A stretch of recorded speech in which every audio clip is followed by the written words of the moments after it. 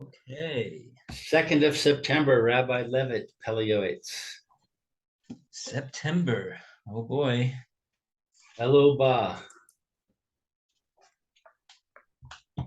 Yes.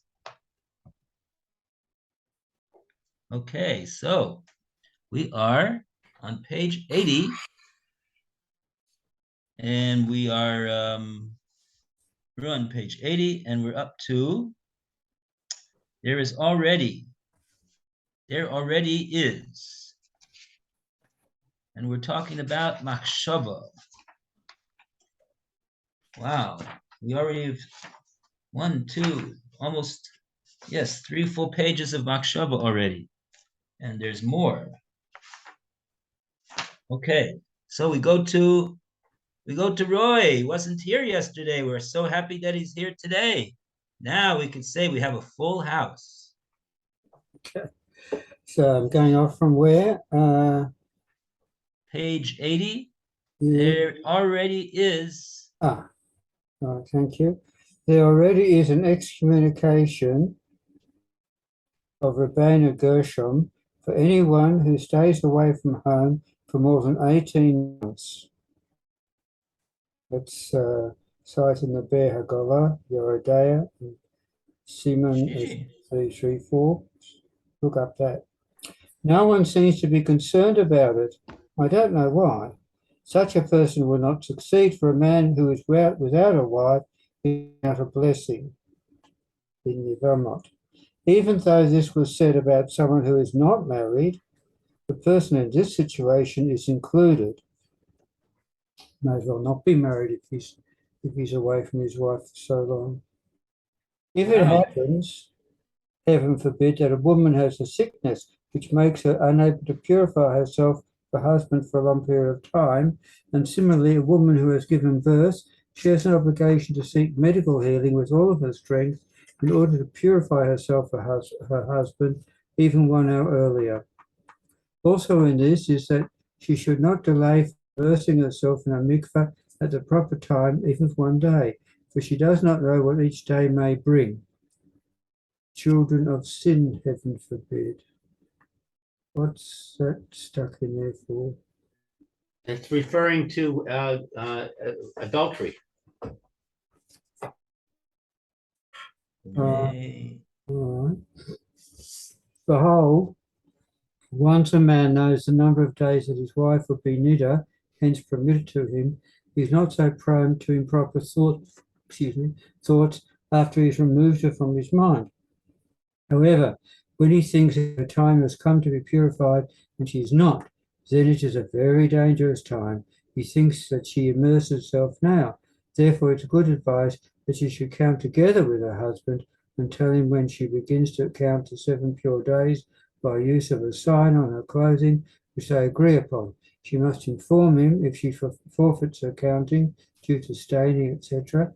If after all of her efforts and hard work she does not succeed in finding a cure, she must allow her husband to marry another woman in order to save him from sin. Even though jealousy is as harsh as the grave, with her co-wife next to her, according to her pain, will be her gain. Wow. How good is her portion, how pleasant her lot. Wow. Well, that was those days, I suppose.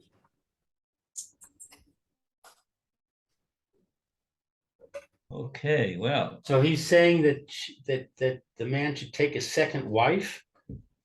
When was it ordained that we could only have one wife by the Rabbanim? That's Rabbeinu Gershom.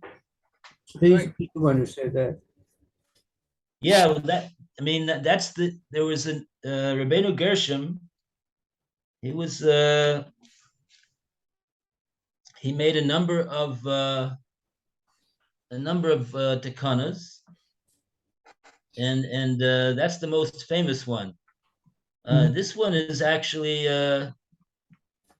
I would imagine that most people have never heard of this one before. About very early. And he says it's cited in the Be'er Haggalah in Yoredeah, which is which is interesting that what that means is, um, what does that mean in the Baragola? Why doesn't the Shulchan Aruch mention it? I have to take a look over there actually. But should we look over there? Yordea Simon 334. Was the Shulchan Aruch written well before Rabbi Gershom or Gershom? No. The Sorry. the Was the, supreme commentator on the Talmud. who's that? You froze me, didn't hear what you said. Okay. I'm gonna move. I'm gonna take Lou's advice, and since my wife is shopping today, she's not here. I'm gonna go into the dining room, which is right next to the router. All right. See if that will help. Yeah. While you're doing that, can you hear us? Yeah, now I can hear. All right. So my question was, when the Shulchan Aruch, was that written well before Rabbi Gershon? In other words, Rabbeinu Gershom is about 1,000 years ago, almost 1,000 years ago. Shulchan Aruch is less than 500 years ago. So that's why it wasn't mentioned. No, on the contrary. the Gershom was first. Rabbi Gershon was before the Shulchan Aruch, so that's why the Shulchan Aruch doesn't mention about one wife.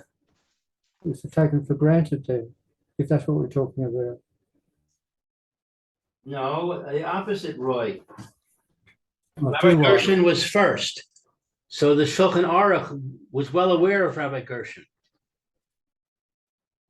Yes, So that's not why it doesn't mention him.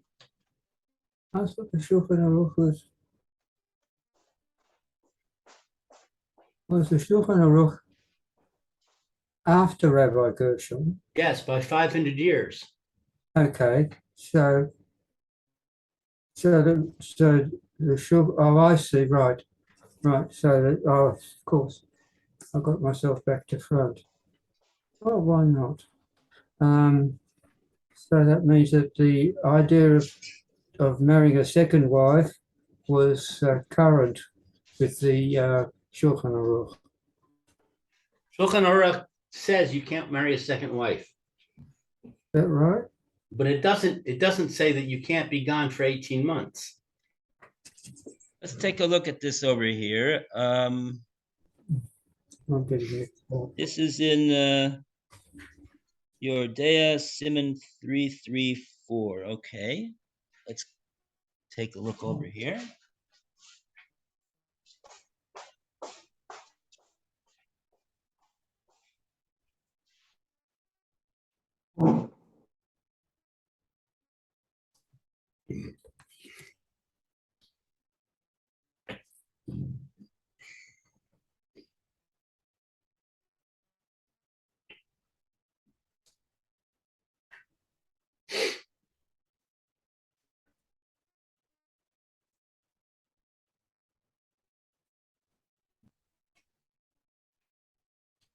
Oh, this for the mitzvahs.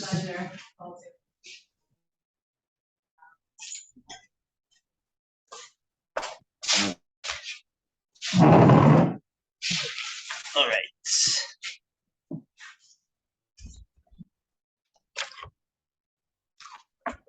Oh, did I take the wrong chelik? I think I took the wrong chelik. I need chelik gimel. Okay. Chelik gimel. Yes, of course. 1 second.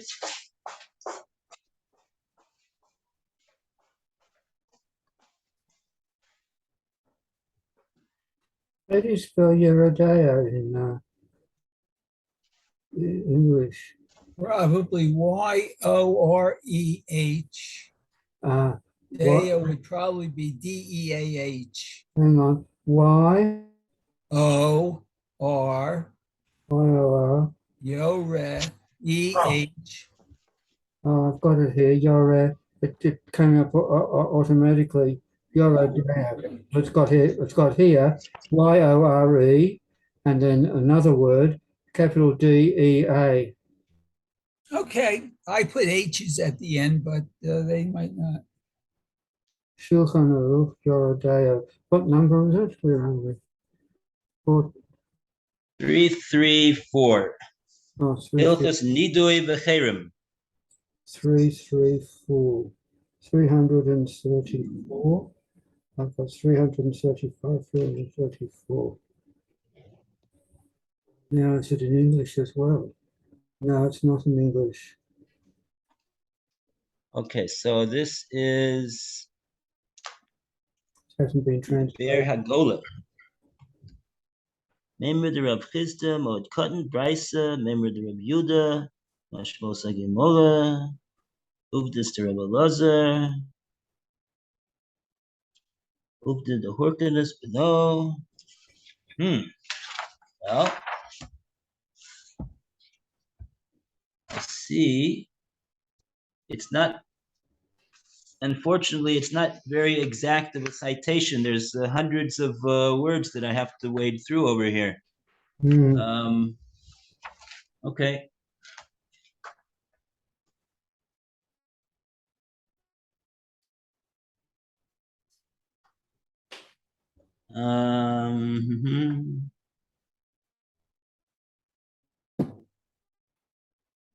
Starts off with what Reb Schuster or something. Well, this is Shin Lamed Dalid. This is Shulchan Aruch, second Yordea, Simon Shin Lamed Dalid, which is Shin is 300, Lamed is 30, and Dalid is 334. Mm-hmm.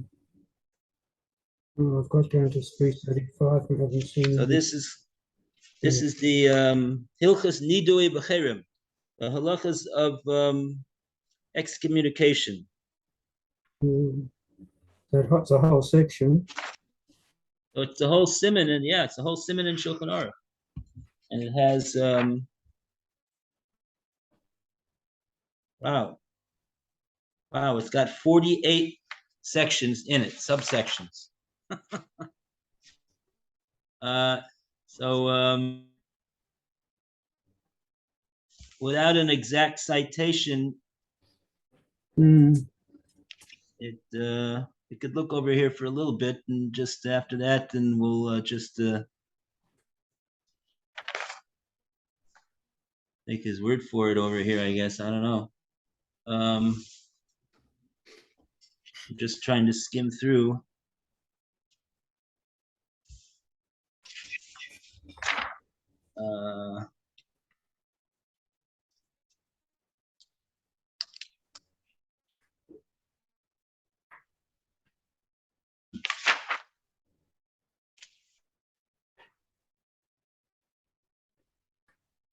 It says here, so the person will not succeed. That's someone who's away for a long time from his wife.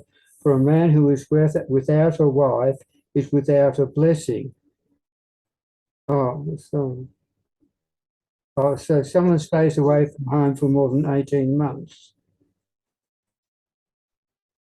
Yeah, most of the discussion of the Shulchan Aruch is the various procedures involved in placing someone in cherem, and what happened, and what does that mean?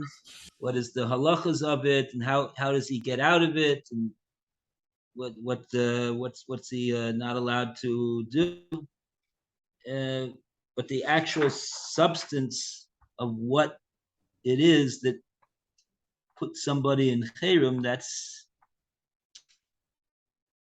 not so much of that, interestingly enough.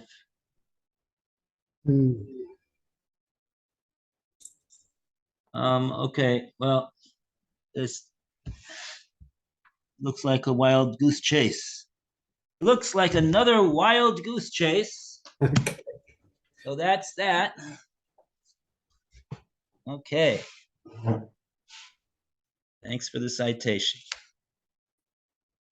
Oh, actually, Oh, I just have the English edition over here. Maybe the Hebrew edition has a more exact citation. Maybe I'll just run in and just in the other room here.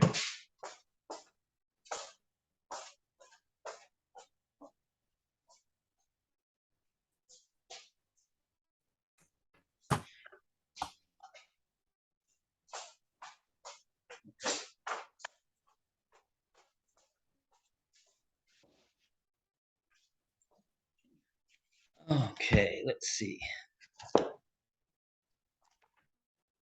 Oh, yesterday, remember when I told you that the English, he quoted it wasn't the correct citation of the Gemara in Bava Basra. He said 57a, really it's 57b.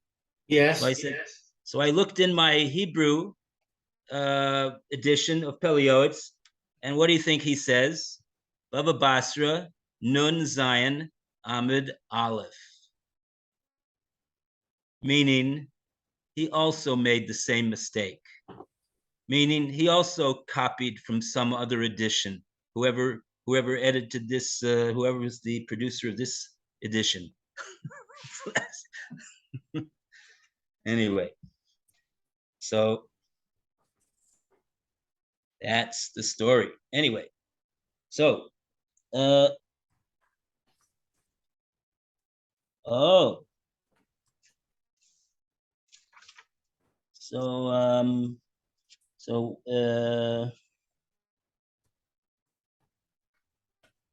okay, no, as a matter of fact, he says exactly the same. The Pele Yoetz, it just says that is exactly this. Huva b'beragola yoredea simin shin lamed dalad ayin sham. Okay, all right. We get very spoiled. We want an exact citation. We don't want to have to waste any time looking around. But anyway, okay. So now, what about this Gemara over here in Yevamos? I would like to look that one up. Right? Here's a person. He's spending months and months away from home. Why? Because he's trying to find blessing, right? Whatever this blessing is that he's trying to be involved in, whether it means he's trying to get himself some parnasa, he's trying to get a bracha or something from a tzaddik, or so he's going to this one or that one, or he's looking for bracha, right? So says the Pele Yoetz, you're looking for bracha. You're away from your wife for more than 18 months. Look at what the Gemara in Yevama says. A man who's without a wife is without bracha. Oh, and look at this. You won't believe it. Just as I started to quote this Gemara in Yevamus, a man that lives without a wife is without a blessing. And you just walked in at that time. Whoa. That's a Maisa. Yes, I think that.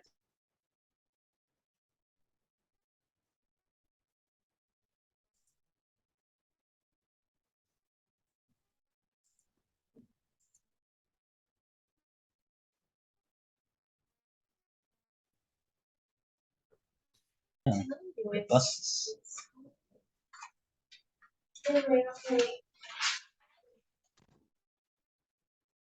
Okay, so yes, that's right. I moved out here because the internet was very unstable. Yeah, it's knocked off yet. Where's that citation? 62B? Mm-hmm. Shower below, Isha, shower below. Yeah, 62B. Okay. Don't worry, we're going to learn something today after all.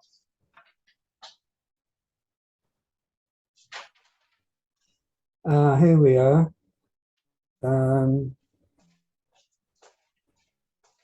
Omar Rabbi Tankum.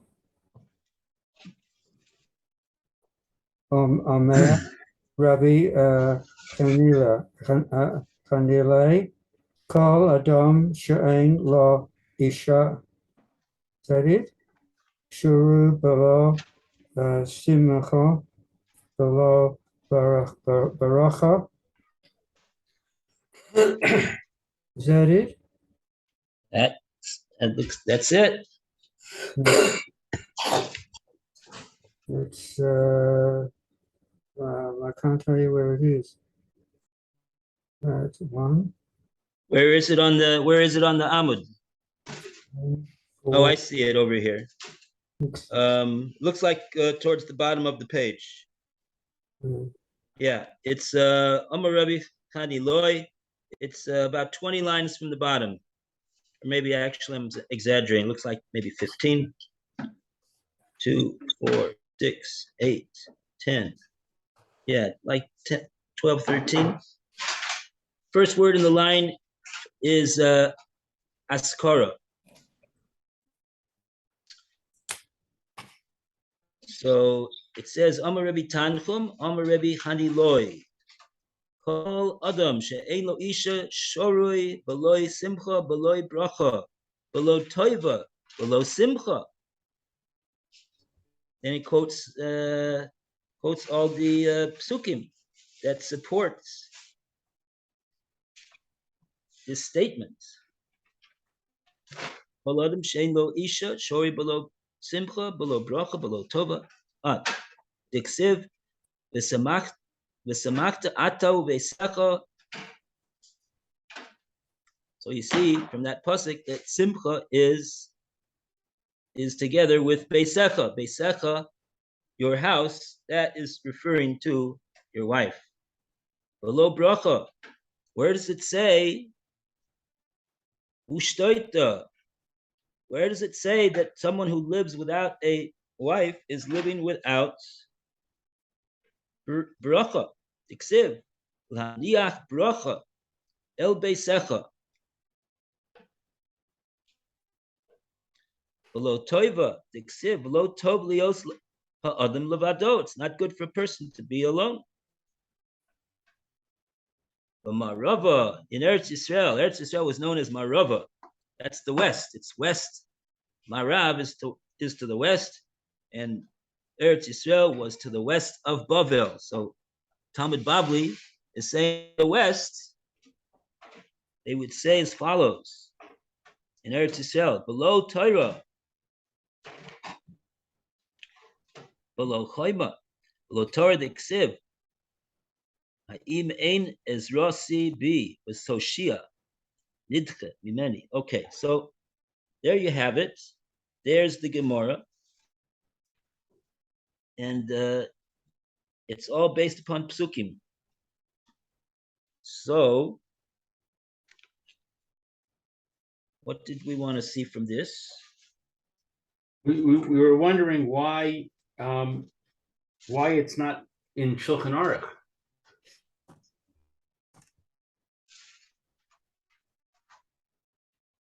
Okay, so in fact, there is a citation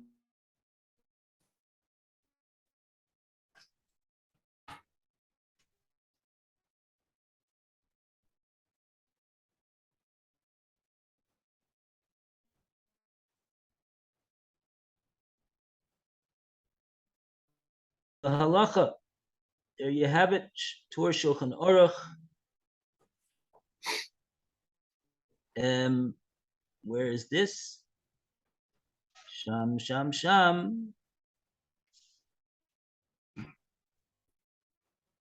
Even HaEzer. That's the third chelik of the Shulchan Aruch. Right? You know that there's four different halakim of Shulchan Aruch. There's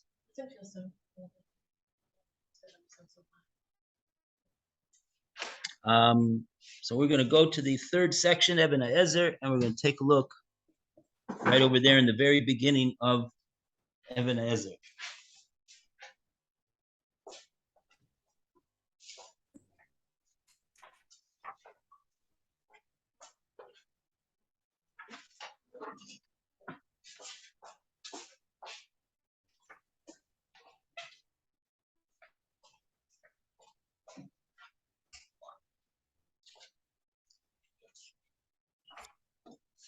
Okay.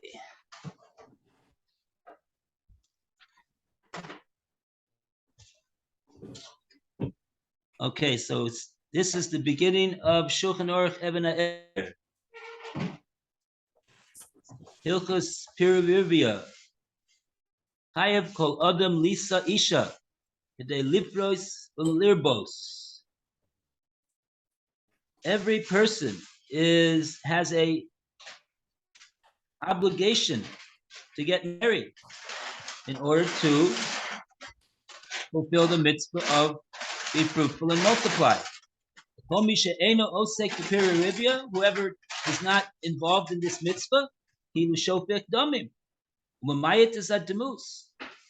Gorem l'shchina shetis talek miyisrael, and he causes the shchina to go away, chas v'shalom, from the Jewish people.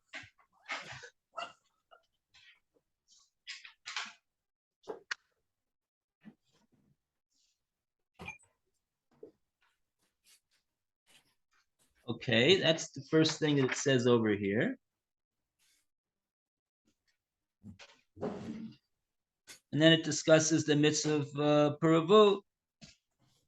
What did it entail? When does the person fulfill that mitzvah? Okay. But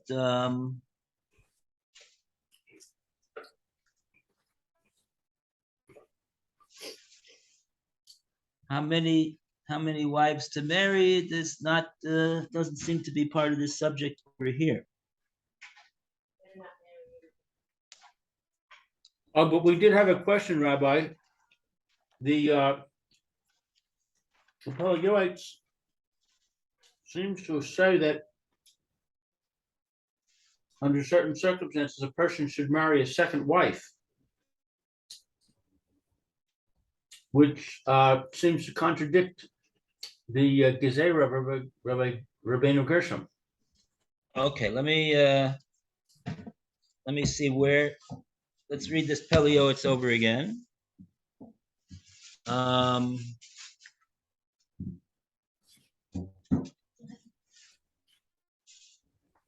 Okay, so he says over here,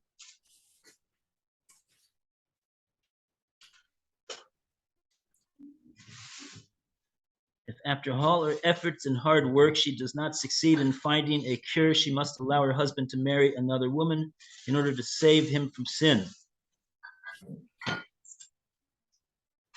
Even though jealousy is as harsh as the grave with her co-wife next to her, according to her pain will be her gain. How good is her portion? How pleasant is her lot? Oh, wow.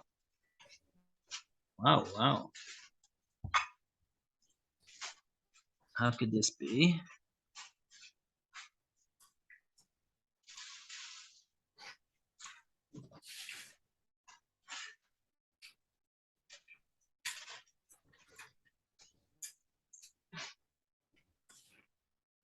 How does he know how good is her portion, how pleasant a lot, after talking about her pain?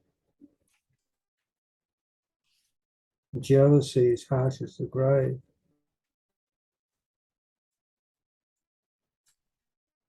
Lo timsa trufa, chiyuva ramya Allah lahashos, labala lisa acheres. Aleha. Lisa acheres aleha. Lahatzilo minachet. Yafki kasha kisho kina, zarasa betzida, Sarah Agrov. I mean, I don't know what he means over here. I don't know. I've never heard of such a thing. I mean, we do know about the matter of when Lo Aleinu, there's a couple that is not able to have children. So that after a certain amount of time, there's even a story in the Gemara about this. That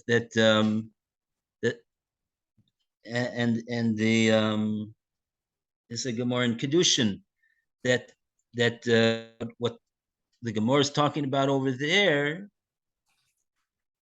I mean, the Gemara is, of course, before the Tikkun of Rabbeinu Gershom to only have one wife. The only thing that I could think of is that now we know, for example, I think that we know. Well, it's not such a great answer. There may be those in Klal Yisrael that don't feel themselves bound by Takanas Rabbeinu Ger.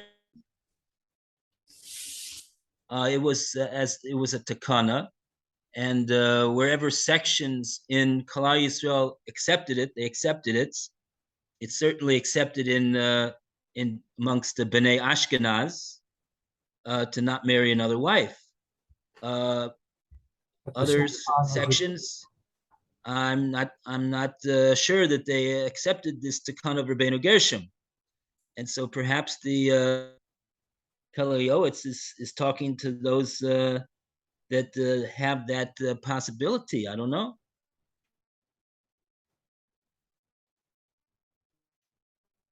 Otherwise, it's hard to understand what he's saying over here. Was he Ashkenazi?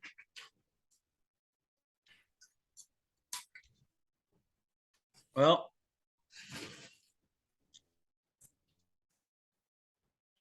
I'm not sure. I mean, he was born in Eastern Europe.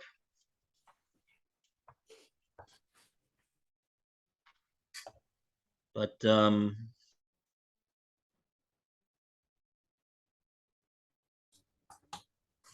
don't know. You have to ask somebody who's a expert in Pele Yoetz about this particular Rabbeinu Gershom, about this Pele Yoetz. Is he actually saying that somebody should marry another wife, or is he saying that he should divorce the one that he has in order to not violate Rabbeinu Gershom? Or I don't know. Looks like he's saying that he should have both of them with her co-wife next to her. Yeah, true. Yeah, it's true. Yeah. Yeah. So okay. So Bli Netter, I'll find out about this from find about what's the proper understanding of this Pele Yoetz over here. I'm not sure what. Yeah.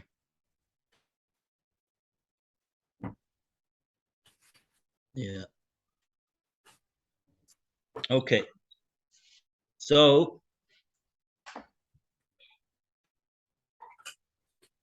okay, so let's go to the next paragraph. Nevertheless, and we go to Mayor. Okay. Nevertheless, someone who is forced to be without a wife on the road, or even just during the time of his wife's menstruation, should gather his strength to make a guard fence for himself by making a covenant with his eyes and by not increasing conversation with a woman. This was said about one's own wife, all the more so for any other woman. Everything which is within his power, he must try and do. Perhaps there is hope that he will be saved from sin and the improper thoughts of sin. One who tries to be pure will receive heavenly support.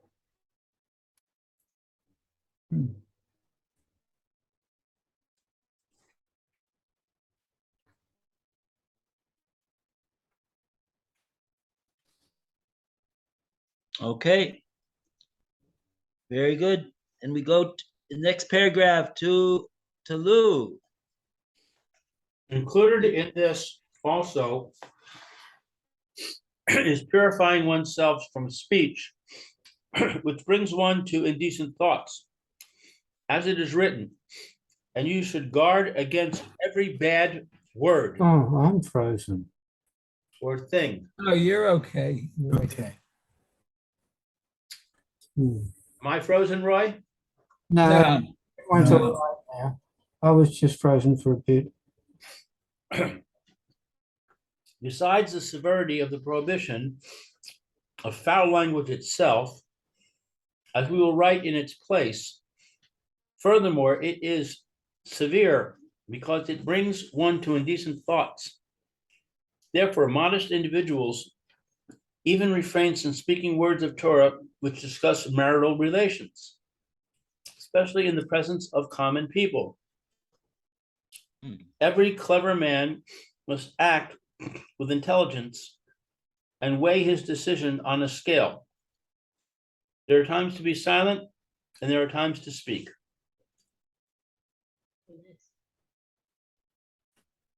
Okay, so this is something which requires a clever man. He has to know when he can speak and when it's better not.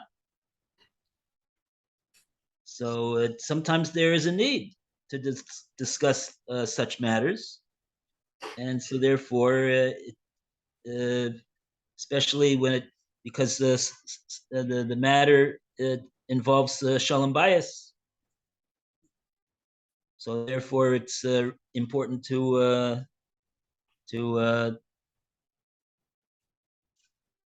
to make sure that there's no lacking of shalom bias, and so therefore it might be necessary in some situations to speak these types of matters, but it's not in the earshot of anyone who it's not necessary and therefore inappropriate for them to hear.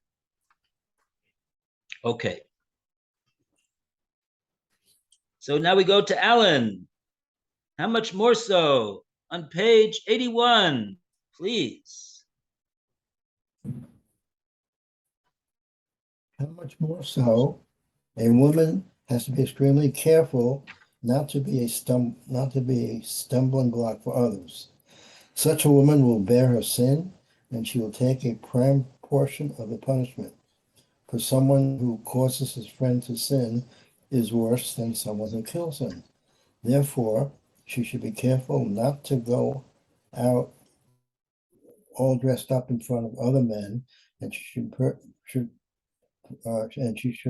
personify all the honor of the daughter of the king is within. Tehillim 45:14. I praise the Muslims in this regard who conceal their wives from every man. It goes without saying that they would not nurse their children in public in such a way that the breast would be exposed. Likewise, they're careful not to lift the hems of their garments and not to insert the hand beneath their shirts to scratch themselves in front of men. A Jewish woman should also not say the blessing of Asher Yatzar in a loud voice in front of men. It goes without saying that she should not enter a bathroom in front of men. Like this and other things, a woman who is wise-hearted and God-fearing should increase her vigilance. She will be praised. Above all else, how good is it for a woman to pray in advance of any incident and to pour her soul before Hashem every day, that he should guide her with good counsel in order that no discredit be held against her. The story is told in the Talmud, Sota 22a, and we learn the fear of sin from a young girl. Also, a prayer for this I will write and place it in Beit Tefillata with divine assistance. Okay, a round of applause for page 81. And if we didn't give a round of applause for page 80, we should do that as well. Okay. So yeah, here we see that he's praising non-Jews, even though he said previously that one should not do that. But apparently, we could say that perhaps we could say that the reason why he's doing this is not simply to praise them, but he's doing that in order to instruct us that it's something that we should certainly understand that it's something that needs to be done. And it's sort of a way of exhorting us to do likewise.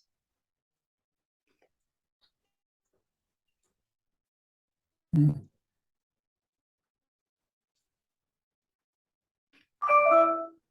That's what he would say over here, I guess. Okay. And we go to the last paragraph. Our sages warned us. We go back to Roy.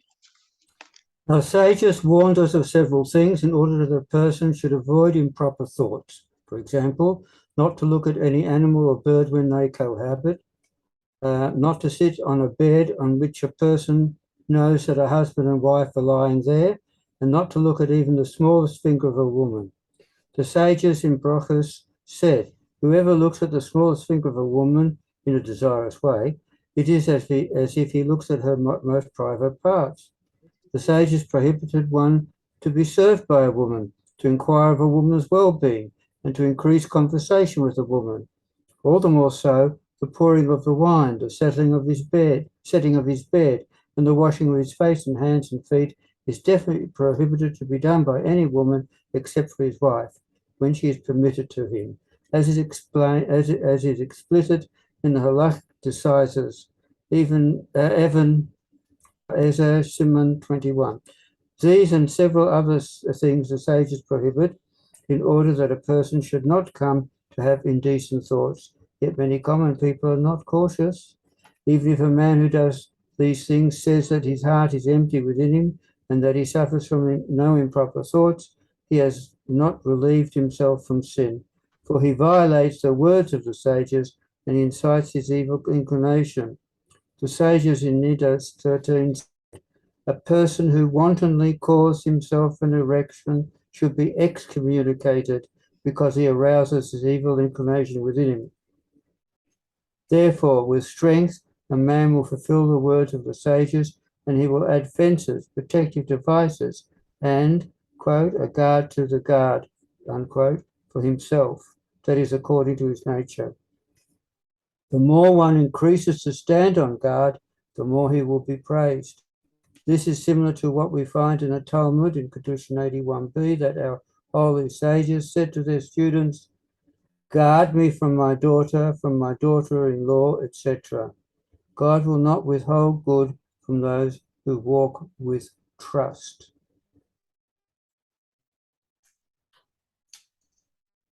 Okay.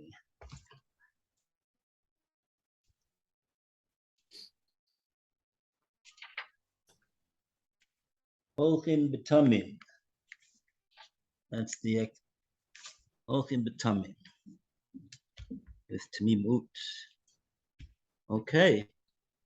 So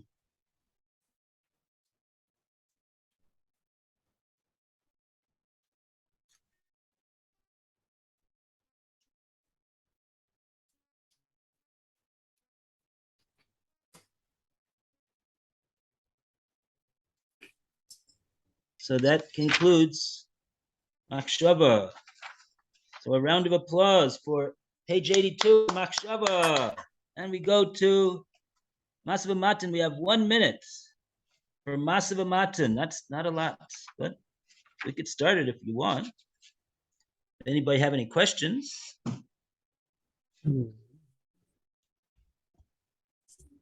After we finish this whole section. Harasa Machshava.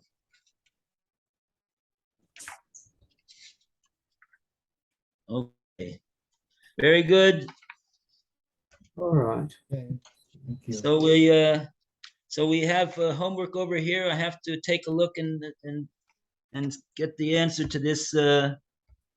What's this Pele Yoetz here about marrying a second wife in this circumstance where he's whereas the first wife is not able to purify herself properly. What's the situation? should be done. Yeah, there are organizations here in Eretz Israel, and I'm sure in America as well, that deal with such matters. They have experts to help people and guide people what to do in situations like that, because it is apparently not uncommon that a woman could have an issue like this. Lo aleinu. Okay. Yashikoyek to everybody for showing up today, and have a wonderful Shabbos. Amen. Okay, you Shabbos too, to Rabbi. everybody. Everybody be well. Have a good Shalom. Shabbos. Everyone have a good Shabbos. All Good right. Shabbos. Shabbos. See you. Thank you. Shabbos Allen. Shabbos Roy.